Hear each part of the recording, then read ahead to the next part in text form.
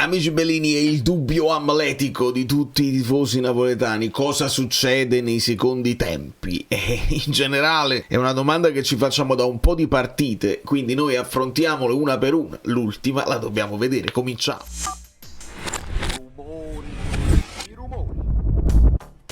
Abbiamo un po' di screenshot, un po' di cose da far vedere, ci sono dei discorsi secondo me generali che andrebbero affrontati, però la partita ha il sopravvento e la cronaca.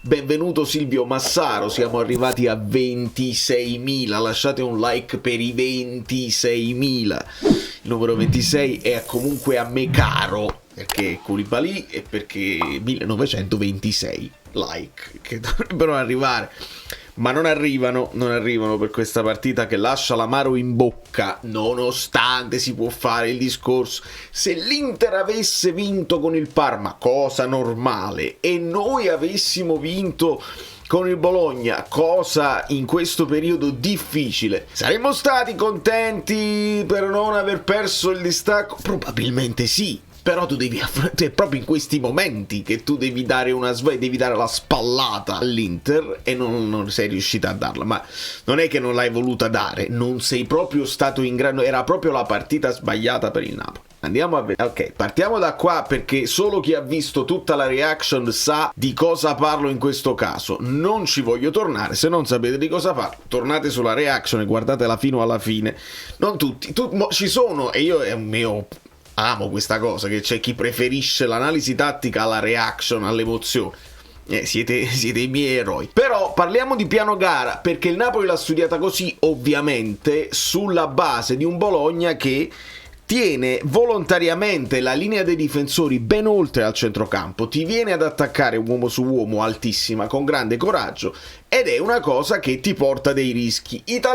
Vincenzo Italiano prende dei gol, sì, li prende, lo sappiamo che li prende perché li ha presi anche da noi. Qua per esempio c'è stato un lancio su Lukaku che nel primo tempo vince tutti i duelli, si sposta, poi vedete che in questo caso il duello lo crea con Lukumi, cosa che non succede però, e questa è una particolarità, in fase di non possesso, perché Lukaku si sposta sulla sinistra su Beukema, lasciando la marcatura di Lukumi ad Anguissa. Le contrapposizioni sono spesso asimmetriche, cioè tu vai addosso a un avversario quando abbiamo noi la palla e vai addosso a un altro avversario quando lo devi marcare. Questo è interessante, ma lascia il tempo che trova. Molto spesso nel primo tempo Lukaku si è comportato molto bene, vincendo i duelli con Lukumi, tenendolo alle spalle e smistando poi.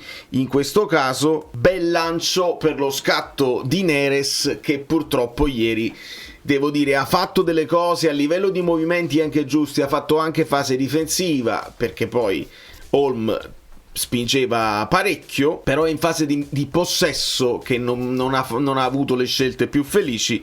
Tant'è vero che qui, se tu avessi sentito l'arrivo di McTominay che fa uno scatto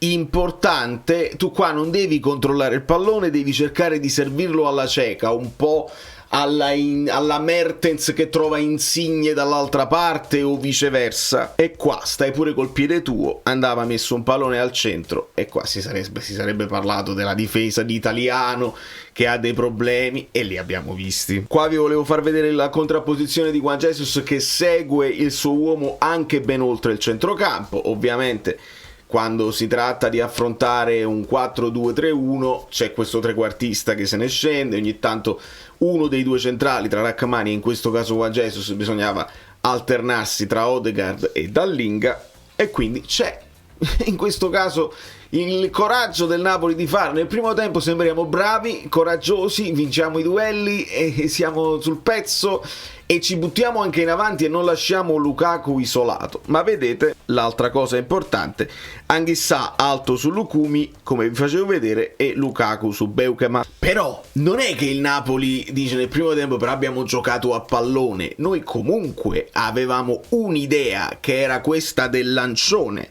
Questo è un lancione da Juan Jesus fino al centrocampo, dove Lukaku in questo caso va di testa a spizzare per Neres. Questa è un'occasione che poi diventa questa qui, che Neres fa il taglio giusto e porterà a quella situazione di Politano, dove onestamente mi dovete dire voi nei commenti se qualcuno ci ha detto niente, perché l'arbitro fischia e non ci sono fuorigioco, non ci sono tocchi di mano, non ci sono falli, fanno tutto i difensori del Bologna. Su un altro retropassaggio Politano si inserisce e onestamente ragazzi, io lo sapete, cerco sempre di non prendermela coi ragazzi, però le letture e le ultime scelte sono fondamentali. Io qua faccio un plauso a Politano per andarci col destro, perché ci devi andare col destro, ma ci devi andare col destro con un po' più di forza. Bravo Ravaglia, qua è già Ravaglia che si butta in tuffo e gliela para. Dopo fischierà, ma cosa fischierai? Dopo vai a controllare che non c'è niente. Qua signori è gol a porta vuota, invece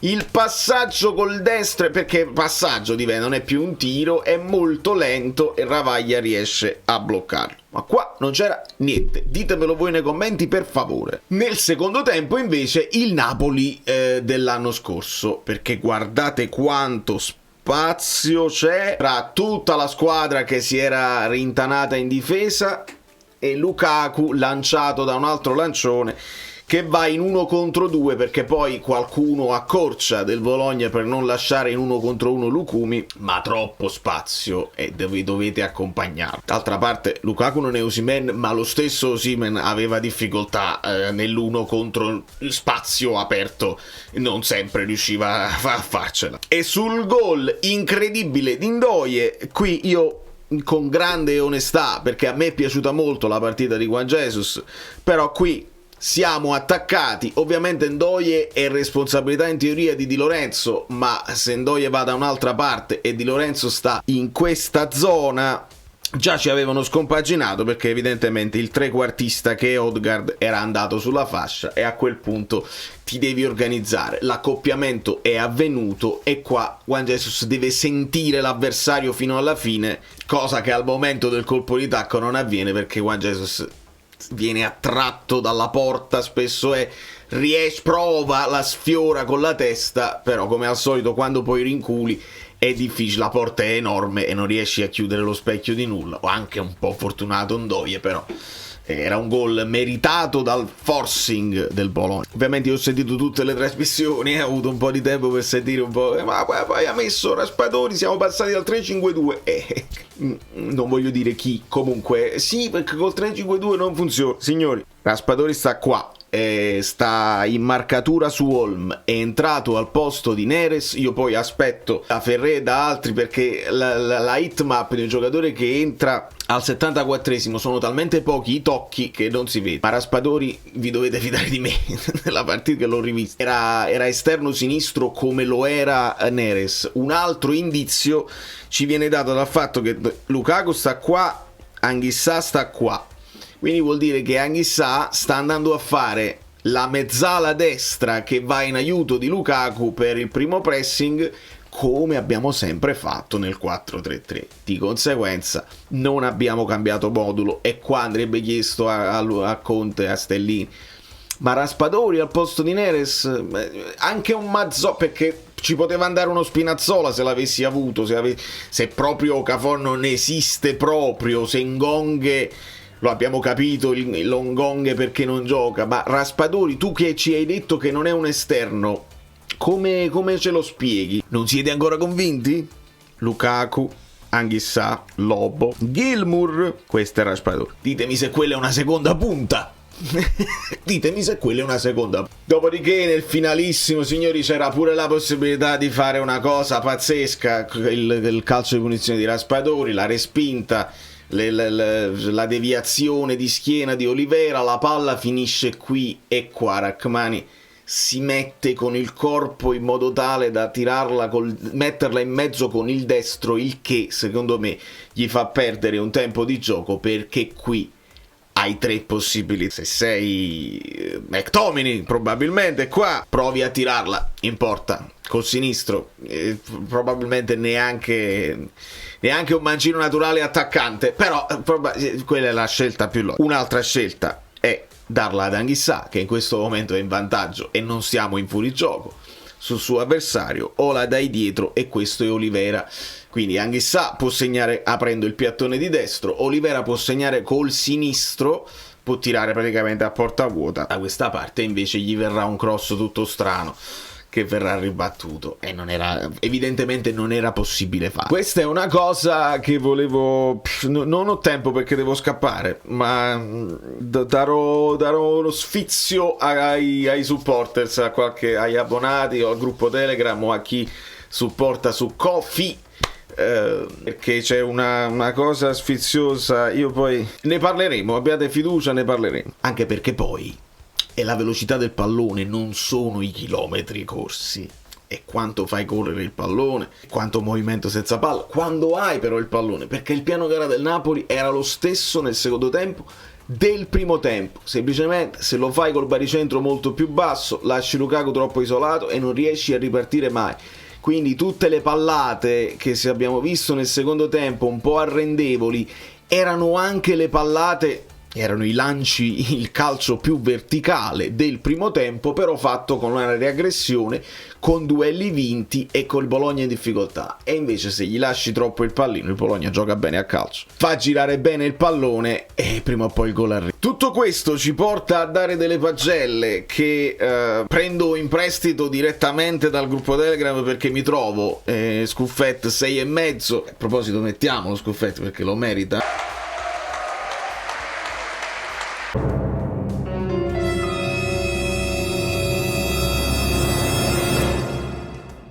Chiamato in causa più volte, probabilmente tra i migliori, poi diamo sfizio ad Anghissà per il gran gol che fa. Insomma, sì, quella parata che fa finale è una bella parata, un po' poi sulla respinta di Castro, però la prestazione è buona, è decisamente buona. Di Lorenzo arriva l'ammonizione, ricordiamo che non avremo Di Lorenzo e non avremo Anghissà per la prossima partita e Olivera entra in diffida. Queste sono cose che dobbiamo tenere presenti perché non sono trascurabili. Insomma, Di Lorenzo 5,5, Rachmani 6, JJ 6, dice la community, io dico 6 meno perché si allontana da Ndoye, e Olivera 6, che tiene bene su Orsolini, molto peggio invece su Cambiaghi nel finale. Anghissà 7 meno per la community, io do 6,5, non me la sento di dare 7, perché sì, fa quel grandissimo gol, però dare 7 in una partita che è un po' la partita dell'anno non me la sento, perché poi nel secondo tempo spariscono un po' tutti. Lobotka 6 meno, McTominay 6, Politano 5,5, forse anche qualcosa in meno per quel gol che non prova nemmeno a fare, o meglio prova a fare ma non ci arriva. Lukaku 6 più, il primo tempo si fa sentire. Neres 5 meno. 6 mi è piaciuto come è entrato Gilmour. Raspa 6 meno, dice la community. Insomma, non l'ho visto proprio, ma là stavo probabilmente in tranche, il tranche di pizza agonistico, quindi questo è. La verità è che noi dobbiamo riavere tutti gli effettivi e renderci conto se questa squadra può il filotto, ragazzi, è proprio impensabile, perché mi pare, leggevo sempre dal gruppo, che abbiamo fatto tipo 21 punti su 36, una cosa del genere, e adesso ne devi fare 21 su 21, e se tu vedi una squadra in gran forma tu dici ok. Se invece vedi una squadra che regge questo calcio solo per un tempo, io la vedo difficile. Abbiamo visto l'Inter che insomma anche un po' il Bayern un po' lezioso, forse pensavano di cavarsela anche col bel gioco, con il tocchettino di fino, eccetera eccetera. I tedeschi non mollano mai, quindi alla fine l'Inter ne fa 2 lì. E mentre parte della tifoseria napoletana contenta che l'Inter vada avanti, io onestamente ritengo che queste vittorie ti danno energia e ti fanno andare poi in campo convinto dei tuoi mezzi e anzi servirebbe una bella mazzata per darti una botta psicologica e farti perdere qualche punto anche in campionato. Non guardo i calendari, li vedremo più tardi ovviamente e con calma affronteremo anche la situazione del futuro, perché è inevitabile farlo. Il paragone con l'annata del primo anno di Spalletti viene naturale, guardando però la classifica viene anche il paragone col primo anno di Ancelotti, dove la Juventus non si raggiungeva mai. In questo caso siamo vicini all'Inter, ma non abbiamo mai veramente lottato per il primo posto quell'anno con Ancelotti, ma non era in pericolo il terzo posto. Adesso sembra che abbiamo un bel vantaggio sul terzo posto. Il fatto di star lì, che il tifoso ci creda o meno, costringe il Napoli a non mollare, perché non è che puoi mollare, il che mi fa pensare che il secondo posto, almeno per me, mi darebbe una soddisfazione incredibile. In Europa ci si va, quindi questo è tranquillo. Facciamo anche finta che stiamo lottando ancora per lo scudetto e che l'Inter ne perde 3 in queste 7 partite. Facciamo finta, così il Napoli, se sta là e lo fa, ne può approfittare.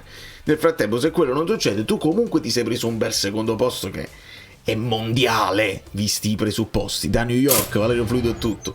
Vi abbraccio e vi bacio. Non vi preoccupate, nuovi contenuti arriveranno e saranno scoppiettanti.